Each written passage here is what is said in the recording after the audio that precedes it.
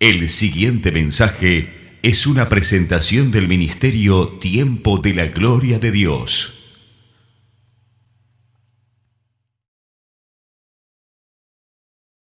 Muy bien, ahí sí están todos viendo un versículo con el que vamos a estar compartiendo en esta mañana. ¿Sí? Am, y hoy quiero hablarles a todos ustedes acerca de el trabajo, acerca del trabajo. Y quiero comentarles a todos ustedes que Dios es quien ha creado el trabajo. ¿Sí? Y ahí tienen ustedes Génesis 2:15, donde la palabra del Señor dice que, tomó pues Jehová Dios al hombre y lo puso en el huerto del Edén para que lo labrara y lo trabajase. Esto significa que este, Dios creó el trabajo. ¿Sí? Si alguno de ustedes pensaba que el trabajo era algo, digamos, si alguno de ustedes pensaba que el paraíso en el Edén era una instancia bucólica, pastoril, donde Adán y Eva no hacían nada y simplemente escuchaban el canto de los pajaritos, este, y, y nada más, bueno, lamento decepcionarlos, el paraíso en el Edén no era un all inclusive donde vos estabas al borde de la piscina y te venían a traer la copita, sino que en el jardín había que cuidarlo y había que trabajarlo, había que labrar, porque Dios cuando nos creó pensando para que pudiéramos trabajar. Claramente que el trabajo se volvió una carga insoportable para el hombre cuando el hombre pecó. El pecado fue lo que trajo ruina a todo lo que Dios había hecho y que había diseñado de una manera correcta y hermosa, ¿verdad?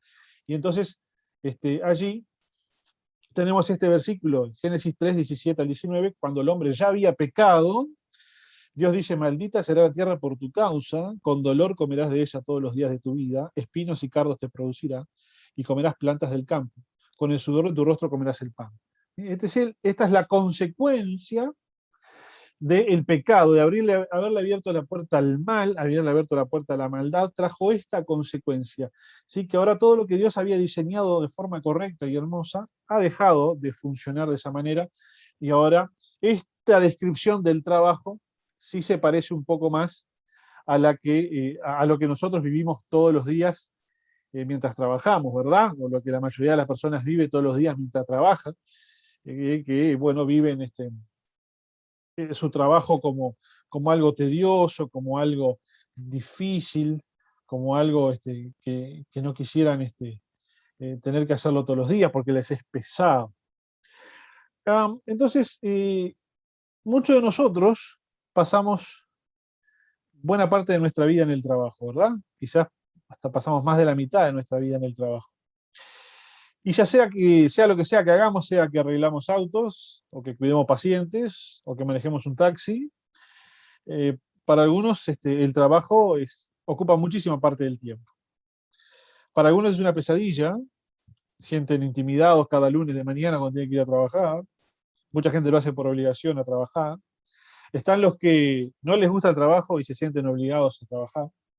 Están los que les gusta el trabajo, pero si pudieran, no lo harían. En esos, por ejemplo, me ubico yo. Si yo me gusta lo que hago, me gusta mi trabajo, pero si pudiera no ir, mejor, ¿no? Si pudiera vivir de otra cosa, mejor.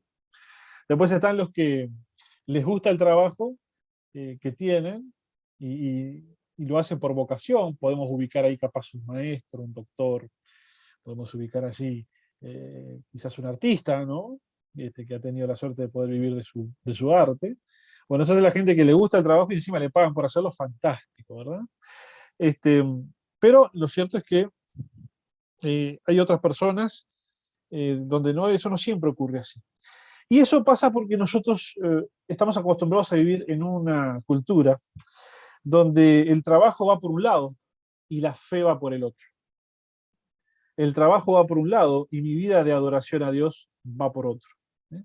Entonces, de pronto quizás la pasamos muy bien el domingo cuando vamos a la iglesia, y pasamos un tiempo bárbaro, pero cuando tenemos que ir el lunes a trabajar, ya la cosa es pesada, ¿no? Es complicada. ¿Eh?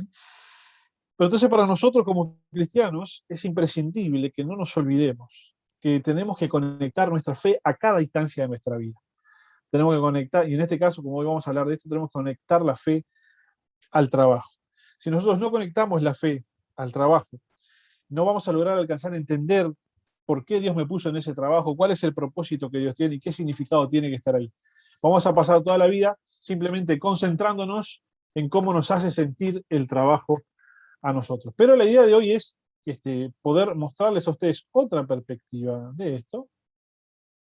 Y les voy a comentar que el trabajo es una oportunidad de alabar y de adorar el nombre de nuestro Señor. Y eso es como queremos que a partir de ahora ustedes visualicen el trabajo. El trabajo como una oportunidad para alabar a Dios. Como cristianos estamos llamados a servir a Cristo con nuestras vidas. Para algunas personas eso puede significar ser pastor o ser el líder o el misionero, y a otras puede significar enseñarle a los niños, integrar el coro de la iglesia, ¿sí?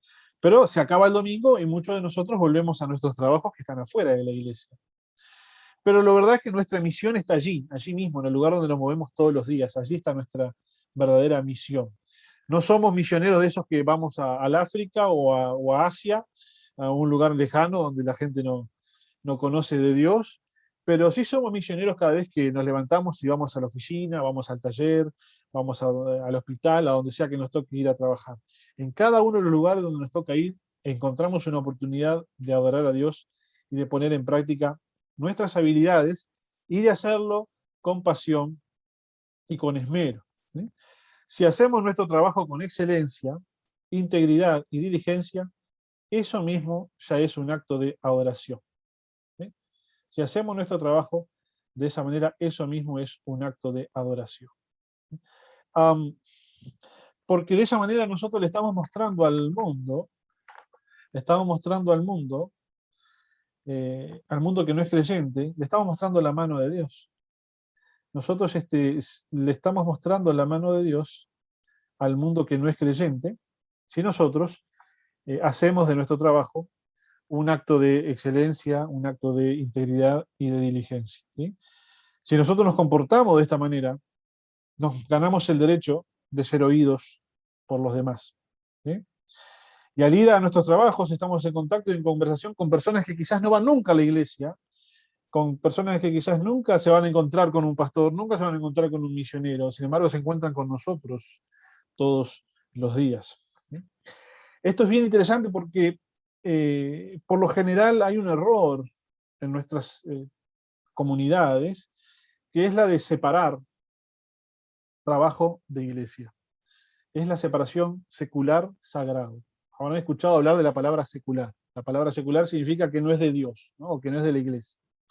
Entonces, por ejemplo, te digo, mira, te presento acá a los olimareños, estos cantantes. Ah, ¿son cristianos? No, son seculares, ¿no? ¿Por qué no cantan canciones que cantamos nosotros en la iglesia el domingo?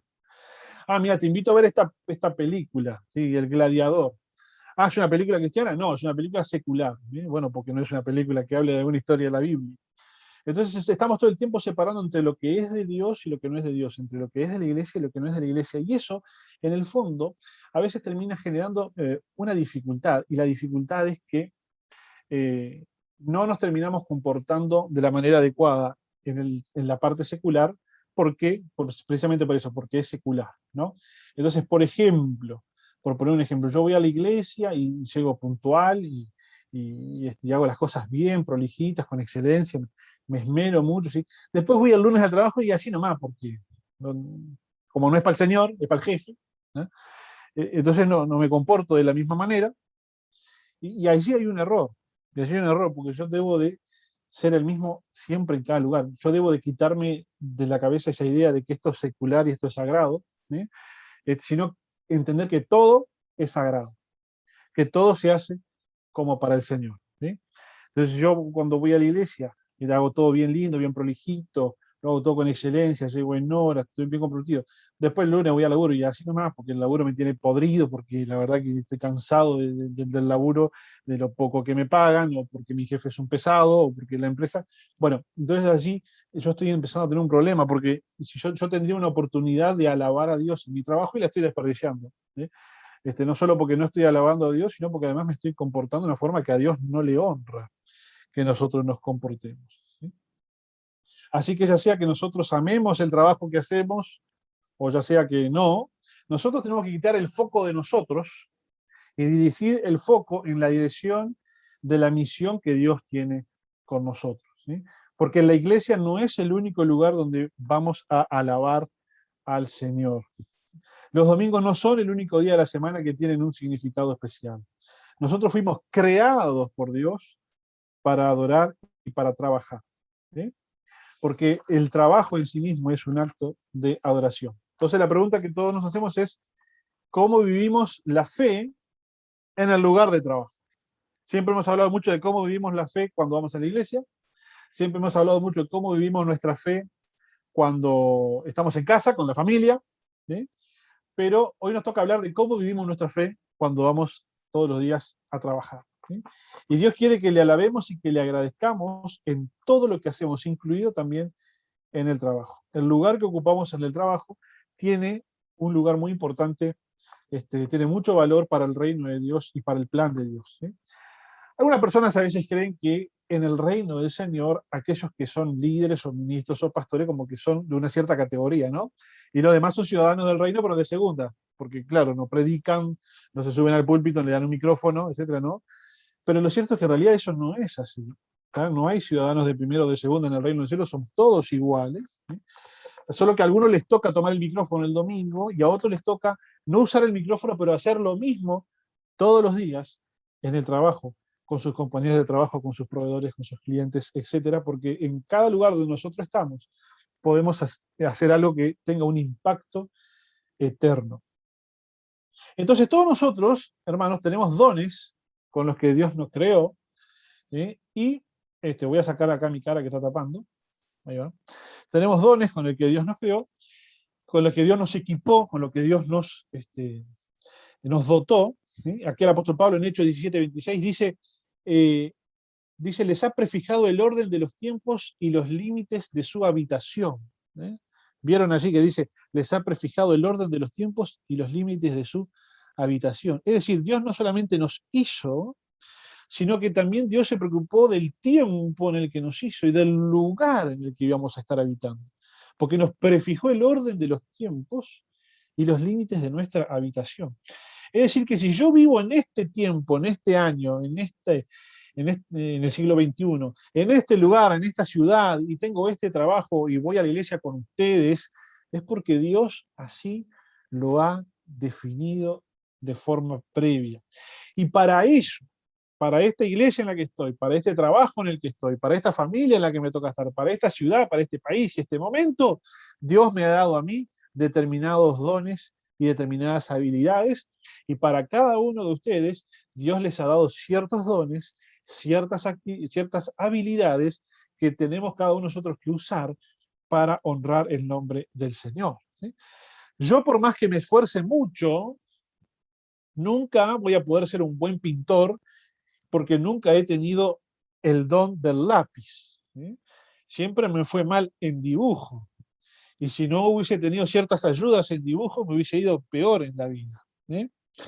Pero yo podía dedicar años y años de esfuerzo a tratar de pintar como la gente, pero no voy a poder lograr hacer lo que a otros les sale con mucha facilidad, porque tienen ese don, por ejemplo, en este ejemplo que estoy usando, para pintar, ¿sí? Por eso cada uno de nosotros tiene un don y debe usar ese don, esa habilidad, para bendecir el nombre del Señor y para extender su reino. Y acá vamos a Génesis 1:28, donde la palabra del Señor dice así, y los bendijo Dios a Adán y Eva después de que los hizo, y le dijo, fructificad y multiplicaos, llenad la tierra y sojuzgadla, y señoread de los peces del mar, en las aves de los cielos y en todas las bestias que se mueven sobre la tierra.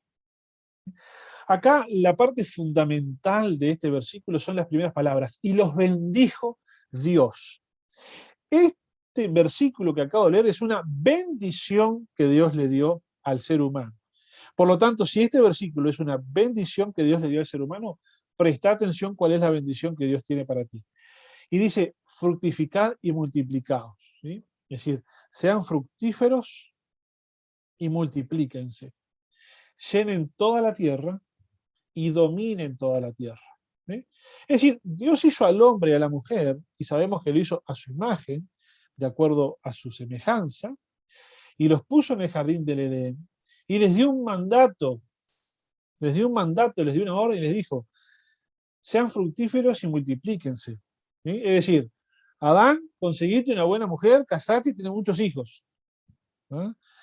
Y cumplí con la misión, ¿sí?, de llenar la tierra y de dominarla. Es decir, Dios creó el jardín del Edén, un jardín bello, un jardín ordenado. Dios lo creó para que el hombre y la mujer lo tomaran como la base, como el ejemplo de lo que ellos tenían que ir a hacer luego en el resto de la tierra. ¿Eh? Para que ellos lo tomaran como ejemplo del orden que ellos tenían que establecer en el resto de la tierra, que todavía estaba desordenada, desde ese resto de ese mundo salvaje que estaba por fuera de los límites del jardín, porque Dios les manda llenar toda la tierra. Esto se parece mucho, y quizá alguno de ustedes alguna vez ha escuchado esta expresión, esto se parece mucho a lo que la filosofía política llama el mandato social. ¿Eh? Esto de, bueno, cásense, tengan hijos, laburen, es el mandato social, ¿no? Lo habrán escuchado muchas veces, por ejemplo, cuando las mujeres en las protestas feministas dicen, ¿por qué tenemos que casarnos y tener hijos? Yo no quiero tener hijos, yo quiero vivir la vida, bla, bla, bla, y dedicarme a otra cosa, ¿no? Esto es un mandato social que nos impone la tradición, etcétera, etcétera, etcétera. Eso no tengo por qué hacer. O, inclusive muchas personas, vos te encontrás, a veces, yo me encuentro con amigos de mi edad, a los cuales no tienen hijos, le digo, ¿y qué estás esperando para tener hijos? Yo miro mi edad, yo tengo 35, ya tengo 2, ya van para 10 y 8 años, y los miro a ellos que están todavía viviendo la vida loca, ¿no? Que no se desvelan de noche, que no se preocupan por alimentar una boca más, y yo, hasta por una cuestión de envidia, digo, ¿por qué no tenés un hijo? ¿Por qué no tenés ahí una criatura como para estar 2 años sin dormir y cambiar pañales y etcétera, ¿no? Y me dicen, yo tengo hijos si quiero, no quiero tener hijos, los hijos son una carga, no me interesa. ¿Por qué tengo que tener hijos? ¿Quién me manda a tener hijos? Etcétera, etcétera, y así viven la vida loca. Bueno, pero este es el mandato que Dios nos dijo, el famoso mandato social, que la filosofía anticristiana repudia, rechaza, no quiere, ¿sí? A la cual se revela y dice no tenemos por qué hacerlo. ¿Sí? Curiosamente es el mandato que Dios nos dejó. Les dijo, tengan hijos, formen familia, ¿sí? Llenen la tierra y ordénenla. ¿tá? Les he dejado este jardín, les he dejado este ejemplo de cómo se tienen que hacer las cosas. Reproduzcan esto en el resto de la tierra, porque ustedes son mis representantes. Yo los puse acá como mi imagen, mi semejanza, ustedes son mis representantes. Les doy la misma capacidad que tengo yo de crear. Vayan, creen, construyan, hagan, ordenen, ¿sí? Porque para eso los he creado y los he puesto en esta tierra y les he dado distintos dones y distintas capacidades. ¿Sí? El mandato que Dios nos dejó es que seamos constructores, que seamos cultivadores, que utilicemos los dones que Dios nos ha dejado para embellecer su creación, para embellecer la tierra, para hacer de este un lugar más lindo, más ordenado. Entonces, es nuestra función, es nuestro deber, el de trabajar para que las cosas sean más bellas, para que las cosas sean más ordenadas, porque así Dios las hizo bellas, las hizo ordenadas, las hizo con un propósito. Entonces yo cuando voy a trabajar, intento hacer mi trabajo de la manera más linda y prolija posible. Intento hacer las cosas de la mejor manera, lo más ordenado posible, lo más limpio posible. ¿Por qué? Porque de esa manera yo estoy reflejando lo que Dios hizo y lo que Dios es. ¿Sí? Porque a eso Dios me mandó, a eso Dios me puso. ¿Sí? Si yo fuera a trabajar y hiciera las cosas así nomás, como me sale, desprolijo, imagínense, mi trabajo es enviar encomiendas, ¿sí? Encomiendas que contienen insumos de oficina para todas las sucursales de la empresa de mi país, para todas las sucursales del país de la empresa donde trabajo. ¿Sí? Imagínense que a esas sucursales llegue una caja toda rota, toda desprolija, con las cosas todas desordenadas adentro, mezcladas, ¿sí? Las lapiceras que se esparcieron, y la tinta por todos lados, y van a abrir y van a sacar una cosa y es un enchastre. Sería un papelón, ¿no? Si yo hiciera eso en todas las encomiendas que hago y en todo lo que mando, sería realmente, yo creo que no lo haría nadie. Entonces nosotros nos esmeramos en el trabajo de hacerlo bien, de hacerlo no con lujos, porque tampoco lo justifica, con sobriedad, pero sí con orden, con prolijidad, tratando de que el lugar en el que uno va a trabajar también sea un lugar bello, uno trata de que el ambiente donde trabaja con sus compañeros esté limpio, ordenado, bien, para que sea un lugar agradable, para que todos podamos trabajar, etcétera. Lo mismo uno hace con la casa.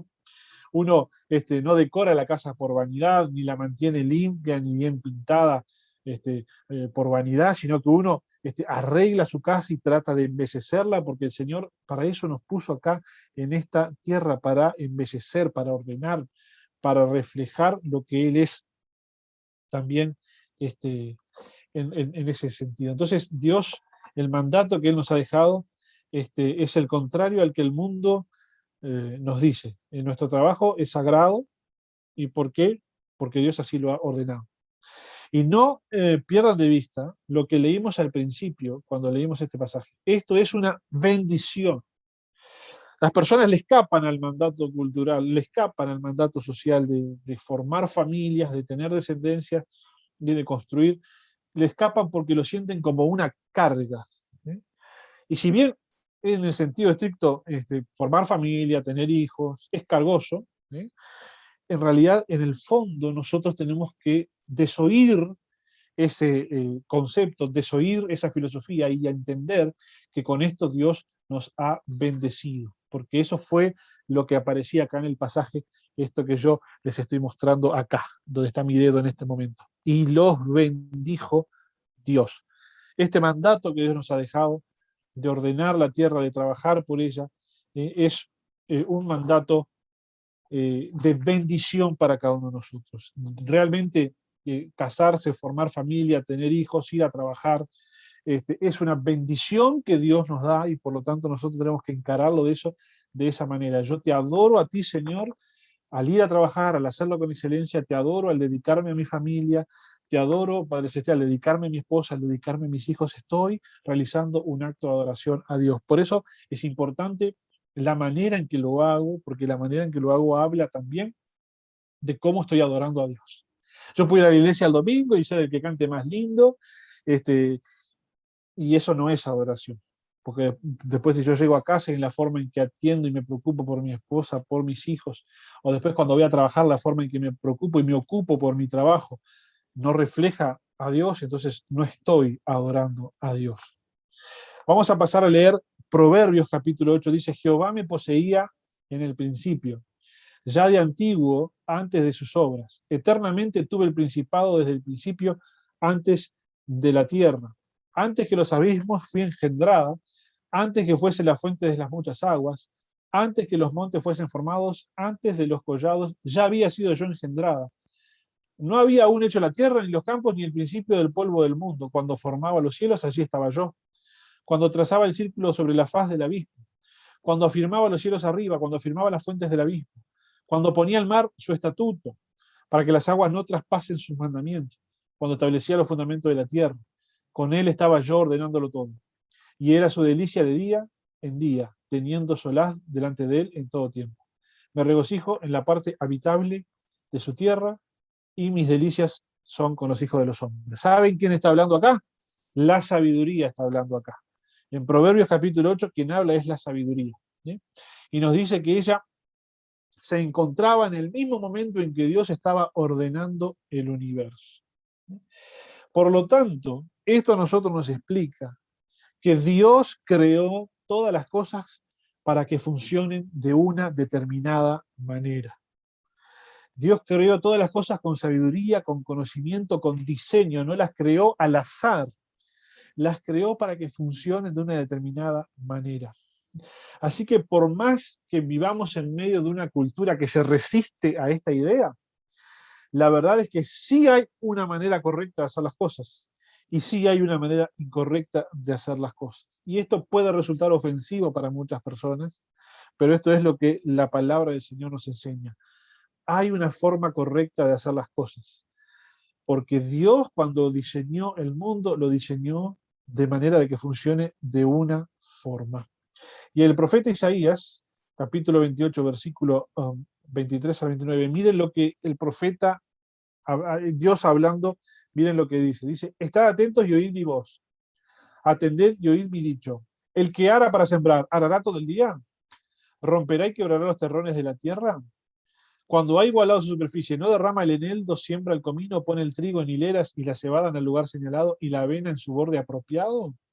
Fíjense cómo el profeta acá le abre a Israel y dice, no hay una forma de hacer las cosas, ¿eh? No va el eneldo aquí, el comino allá, el trigo no va en hileras, la cebada no va en un determinado lugar, la avena no se pone en el borde apropiado o se tira todo así nomás. Porque su Dios le instruye, mire, su Dios le instruye, esto es así, porque Dios nos los ha instruido de esta manera. Y le enseña lo recto, que el eneldo no se trilla con trillo, ni sobre el comino se pasa rueda de carreta, sino que con un palo se sacude el eneldo y el comino con una vara. Es decir, Dios le habla al ser humano y le dice, pero ustedes no hacen las cosas así nomás, porque ustedes saben perfectamente que el eneldo no se trilla con trillo, y que si es comino no pasa rueda de carreta. ¿Verdad que las cosas se hacen de una manera? ¿Verdad que las cosas tienen una forma de hacerse y es la forma correcta? El grano se trilla, pero no lo trillará para siempre. Ni lo comprime con la rueda de su carreta, ni lo quebranta con los dientes de su trillo. También esto salió de Jehová de los ejércitos para hacer maravilloso el consejo y engrandecer la sabiduría. Es decir, las cosas se hacen de una manera. Dios ha diseñado el mundo para que funcione de cierta manera.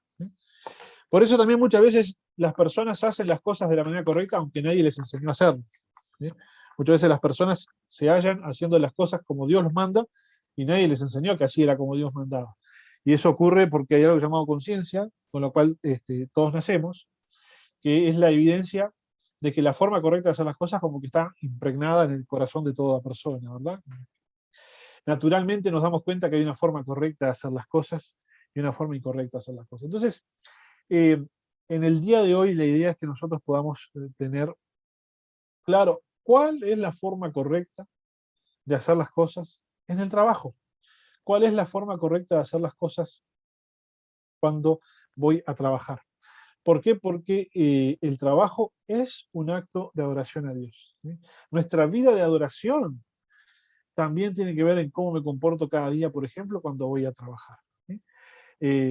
No se adora a Dios de cualquier manera. La adoración también tiene su forma de hacerse de manera correcta, ¿sí? No se adora a Dios por cantar bien, por cantar lindo, o no se adora a Dios simplemente por concurrir a la iglesia. Se adora a Dios cuando uno cuando mantiene una conducta y una vida que honran los principios de la moral que el Señor nos ha dejado. Si me comporto de la misma manera cuando estoy en el ámbito que es sagrado o cuando estoy en el ámbito que es secular, que ya vimos que no es secular, que es tan sagrado como el anterior, aunque existe la diferenciación semántica. Que sí hay formas de hacer las cosas de manera correcta en esta vida y que hay otras que no tanto.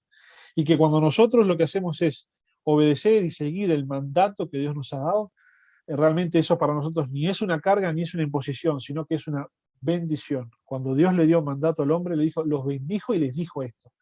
Entonces nosotros tenemos que poder enfocar adecuadamente nuestro pensamiento en entender que las cosas, si se hacen de la manera correcta, como Dios mandó que se hagan, es una bendición, ¿sí? Y si de pronto hacer las cosas de la manera correcta, como Dios me mandó que haga, me está resultando cargoso, el problema no está en cómo se hacen las cosas, quizá el problema está en mí, porque me está resultando cargoso. El problema no es el mandamiento, el problema no es la disposición que Dios ha dejado. Esa, por definición, siempre es correcta.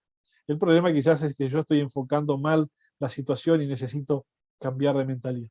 Así que les voy a invitar a que estemos orando para ir cerrando, finalizando la parte esta de la enseñanza que hemos tenido el día de hoy y luego nos vamos a quedar entre todos los que se conectaron al Zoom para conversar acerca de este mensaje y para estar atendiendo los pedidos de oración.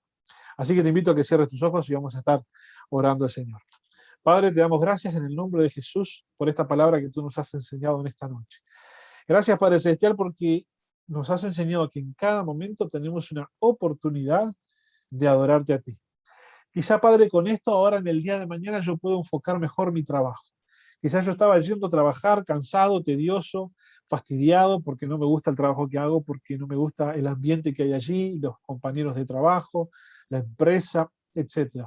Pero hoy tú me has enseñado, Señor, que al ir allí, en la forma en que me conduzco, en la forma en que actúo, es una oportunidad para adorarte a ti.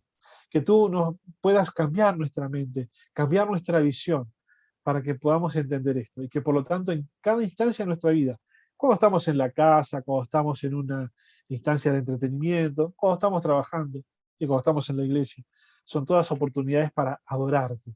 adorarte con nuestras palabras, adorarte con nuestras acciones, con nuestras motivaciones, con la forma en la que hacemos las cosas. Te pedimos perdón, Padre Celestial, si hemos tenido en alguna ocasión algún acto de negligencia, y te pedimos, Padre Celestial, que tú estés perdonando esas cosas y que podamos estar entendiendo, que podamos estar aprendiendo realmente, Señor, acerca de ti. Queremos darte gracias, Padre Celestial, por una noche más, por haber aprendido algo más acerca de ti, y darte gracias, Padre, porque tú eres bueno, Señor, estás en nuestra vida, bendices nuestras vidas, y te bendecimos por eso, Padre.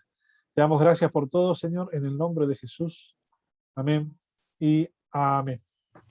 Fue una presentación del Ministerio Tiempo de la Gloria de Dios.